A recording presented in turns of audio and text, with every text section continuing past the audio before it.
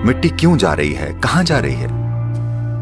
देखिए, अगर आप रेत में कार्बनिक या ऑर्गेनिक सामग्री मिला दें तो मिट्टी बन जाती है, और मिट्टी से अगर कार्बनिक या ऑर्गेनिक सामग्री निकाल लें तो ये रेत बन जाती है।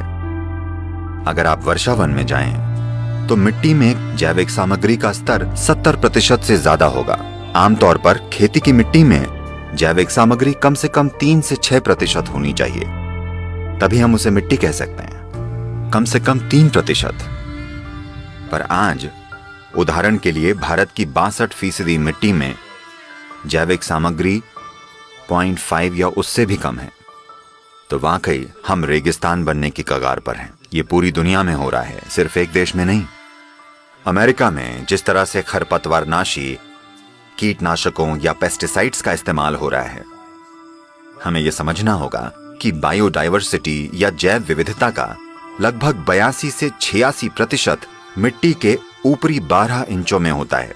जब हम मशीनों से जुताई करते हैं, जैसे ट्रैक्टर 9 से 12 इंच की गहराई तक जुताई करता है और उसे खुला छोड़ देता है, इसका मतलब है हम जैव विविधता को बिल्कुल नष्ट कर रहे हैं। जैव विविधता यानी मिट्टी में मौजूद ह्यूमस।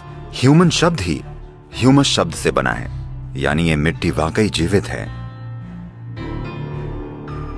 तो ये बहुत बहुत जरूरी है कि मिट्टी पर ध्यान दिया जाए, क्योंकि अगर आप 1/3 से 40% भूमि को पेड़ की छाया में रखते हैं, खासकर उष्ण